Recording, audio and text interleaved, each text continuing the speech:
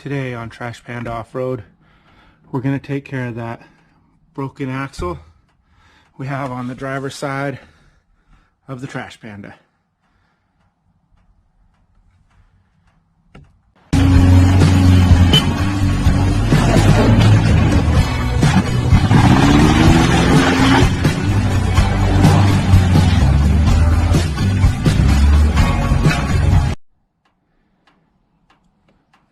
First thing we want to do, of course, take off the tire.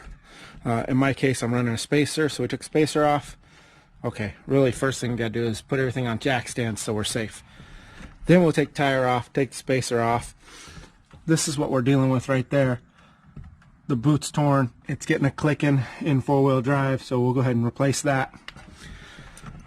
Gone over basically the whole procedure already when we did the passenger side, so going to do a little quicker so this one doesn't take so long.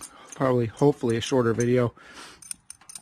But first thing we do, take the Allen, take the hub off, and there's going to be some clips I'll show you that we got to do in order to get this thing loose. We'll also take a 17mm, pop this out so we can lay this thing down, pull that axle out. We'll have to undo those 4 bolts there. I'm sorry, 3 bolts, because the passenger and the driver are different. And then we'll probably end up having to drop that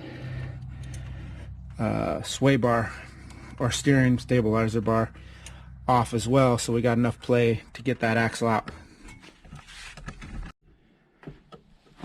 One of the things you want to double check if you're getting, especially if you're going to use a used axle, but a new one also, make sure you have the right amount of splines here on the end.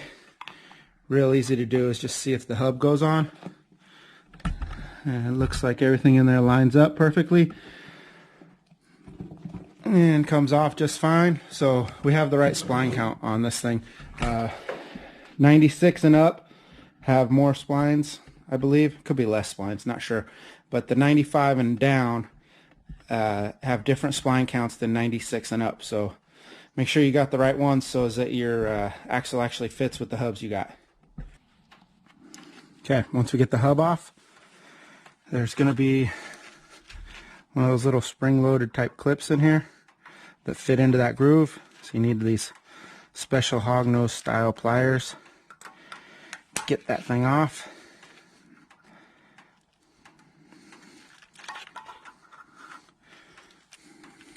So there it is right there. Okay, now the axle, I believe, will move freely in and out of here. Here's another example, guys, of why I continually tell you that I'm not a professional. Apparently, when I put the bolts for the strut arm back in, I did it when the caliper was off, and now this bolt does not come back out. It's hitting the bleeder valve right there. So, caliper has to come off. I obviously put these in the wrong direction. Second quick thing is there's a small washer right here. Push that in a little bit. There it is. See that? We gotta make sure and collect that washer as well. But other than that, it looks like the axle will move in and out. Now that we've gotten everything away from the strut, it's starting to fall out there pretty good. You can see how bad that axle was. I already took out 2 of the bolts that hold that in. Show you really quick the easiest way I found to do that. Both, they're 14mm, by the way.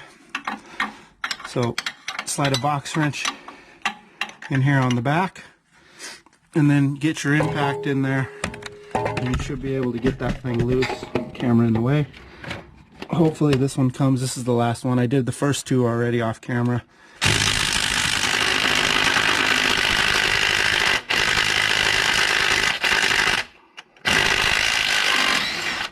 There we go.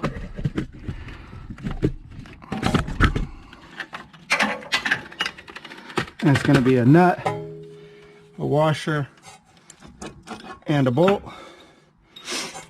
So we'll collect those things, and then we'll see the best way to get this thing out of here.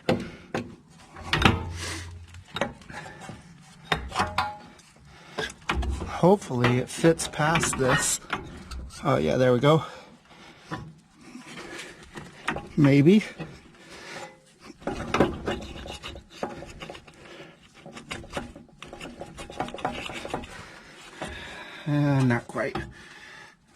So, looks like I'll have to undo that steering stabilizer piece. I took the nut off it already, just in case, so we'll get a pickle fork or something out, pop that out, and then we should be able to get this axle out of there, no problem.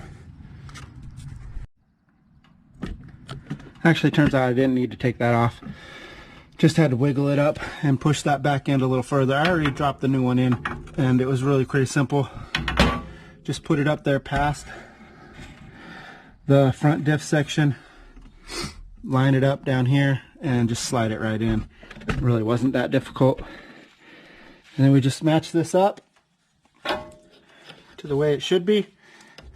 Might have to jack the front tire up here a little bit in order to get this to level out like we want, but fit it together like so, and start putting it all back together. Once you've gotten all three of these bolts tightened back up, put a jack, if you don't have one already, underneath the A-arm, and go ahead and jack it back up so as that you're able to put the bolts back into the strut. Got the top one, be able to do the bottom one here.